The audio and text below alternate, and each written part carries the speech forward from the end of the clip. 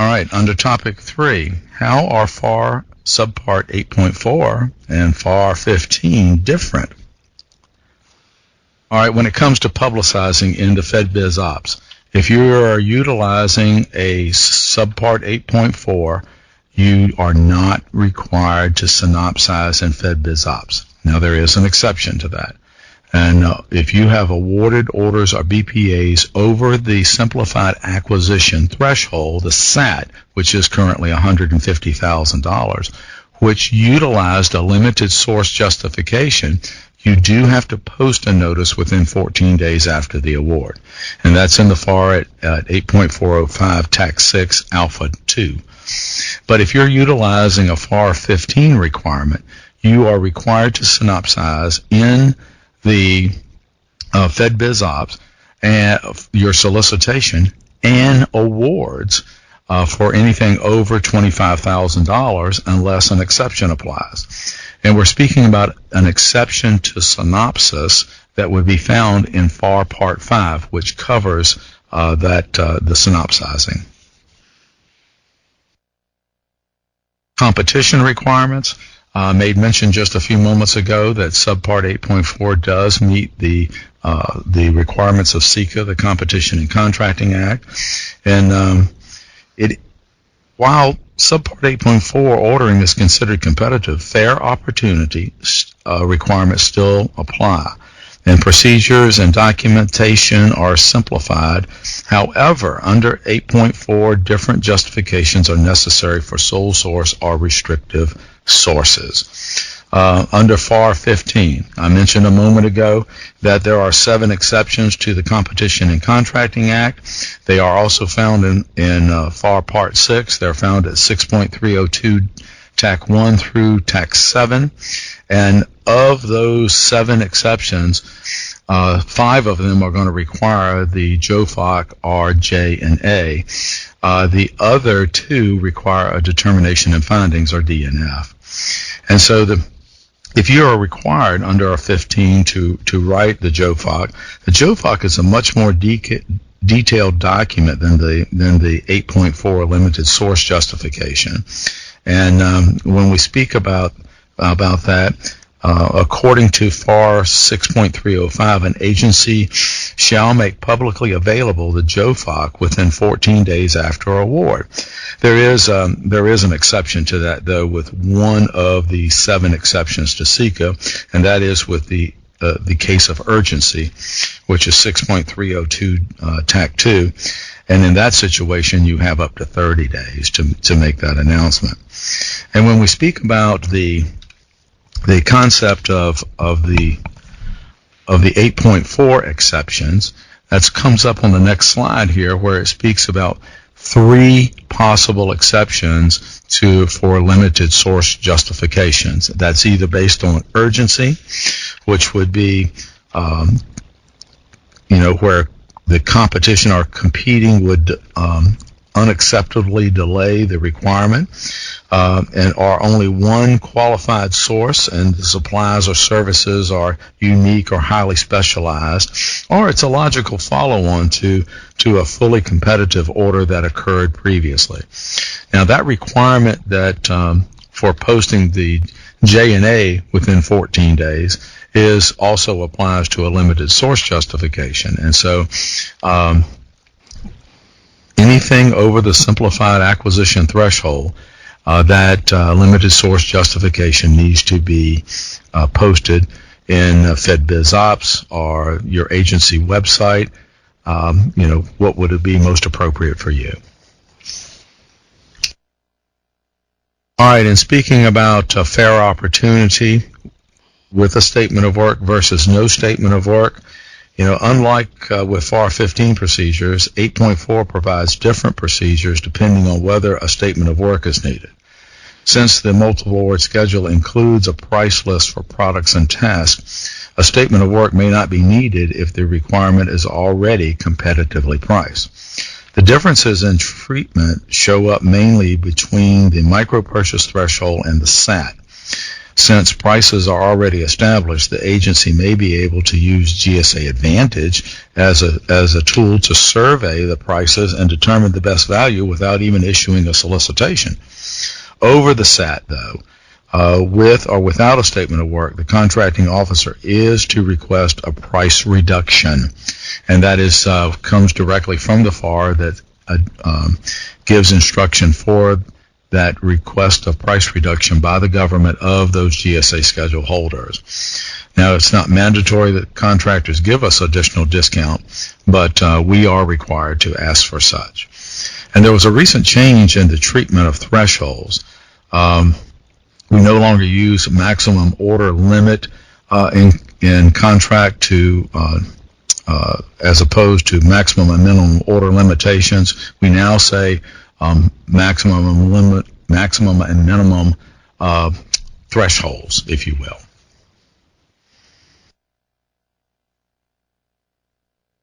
All right, so more on solicitation procedures.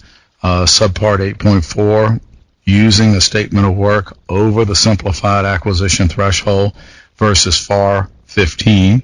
And if you're looking at this graph and you're thinking, well, speaking about 8.4 over the SAT, but it doesn't say that in regards to FAR 15. Well, if you're under the SAT, you wouldn't be using a FAR 15 solicitation. You'd be using a FAR 13 solicitation for those requirements that go through micro and up to the threshold of $150,000. So you're going under FAR 8.4. We issue an RFQ, a request for quotation. The quote is for information purposes. Under a FAR 15, we literally issue a request for proposals. The proposals are considered by the FAR to be an offer, and that offer, once received by the government, may be accepted to form a legally binding contract.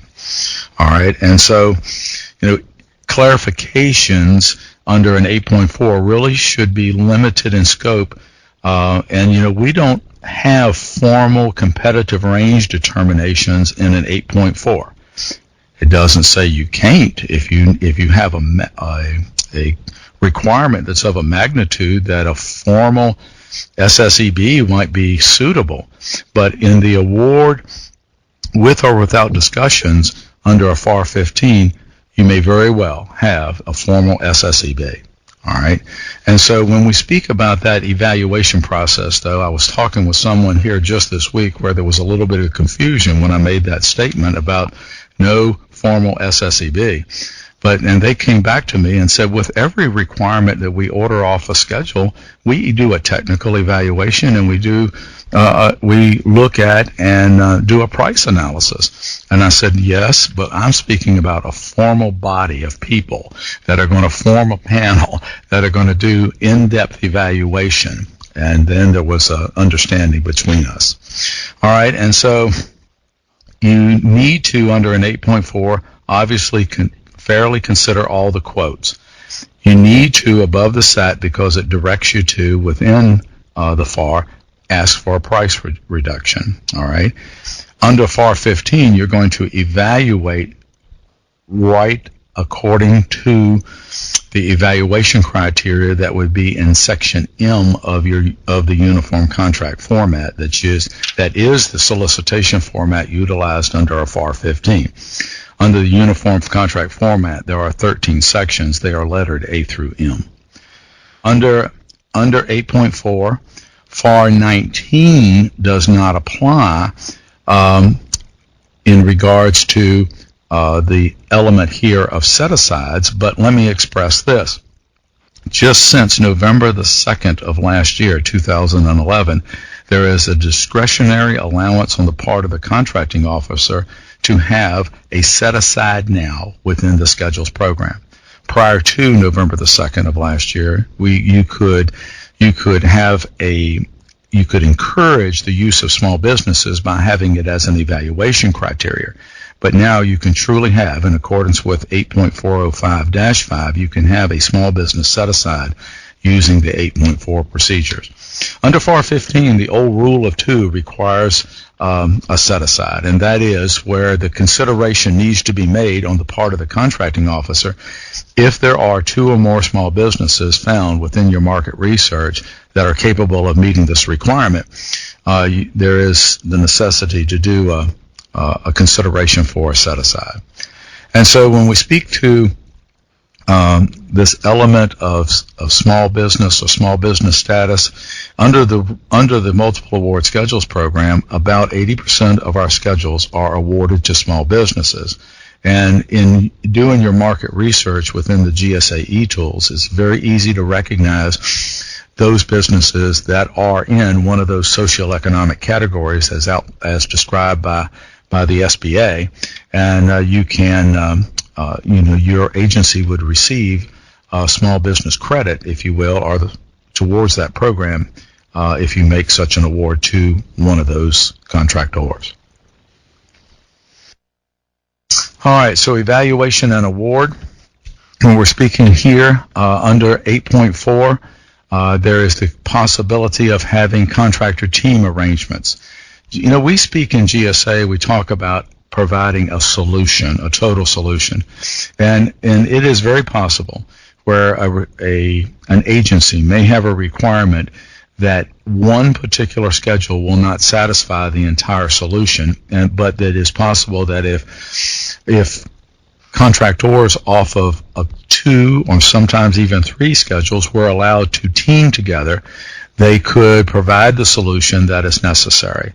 And so when we speak about team arrangements, that is the approach that we're talking about, creating a solution, if you will, for a requirement to be totally met. And so under FAR 15, there is the allowance for joint ventures between contractors. And when we speak about team arrangements, we're not talking about a prime and a sub arrangement. We're literally speaking to the aspect that each individual contractor has a responsibility to the federal agency that is placing the order. And there is privity between the federal government and each of those contractors that is a part of the team arrangement. Evaluation, simplified evaluation, if you will. You're going to award under 8.4 a task or a delivery order, or one or more BPAs, if you will. The terms of the conditions of the basic contract apply. And so as an agency that wants to utilize the schedules program, you have the capability of actually downloading and seeing the terms and conditions that GSA has made between those contractors that are on schedule. Now, on the order level, you may include some terms and conditions that are particular to your agency, as long as those terms and conditions don't conflict with the terms and conditions that GSA has already placed in that contractual agreement. All right. And so under FAR 15, you've got to include all of those terms and conditions right up front in your original solicitation for the contractors to consider, and that they be a part of not only the solicitation but the resulting contract. We mentioned earlier that under FAR 15, it is not unusual to have what we can consider a competitive range. That we don't use that terminology within the GSA schedules program, so we don't form a competitive range when it comes down. We do a term called down select, which is where we look at those quotes that have arrived and we make a determination that there is a more reasonable opportunity for this smaller group of contractors to be considered for the award, but it is not a formal competitive range determination. All right. Subcontract plans are not required at the task or delivery order level. If they are required because of the business size of the schedule holder, they would be a part of their contractual agreement with GSA. All right. Under FAR 15, there would be the necessity for requirements to have subcontracting plans as a deliverable. Now, when it comes to after the award determination has been made in the world of 8.4, we give feedback. We do not do a formal debrief as would be done under a FAR 15. Under a FAR 15, you can have post-award or are pre-award debriefs determining upon whether there was a competitive range determination made. So obviously, if you're going to set a competitive range, there's going to be, under a FAR 15, the elimination of some of the contractors that have submitted a proposal. They would be entitled to a pre-award debrief. And then once the competitive range was narrowed down to a winner of that particular contract vehicle, then there would be a post-award debrief available to those contractors that were in the competitive range but did not make final selection. And those processes are outlined very clearly within FAR 15. But I would say this, that they must be requested, the debriefs, pre or post award, must be requested by the contractors at the time of the award notification.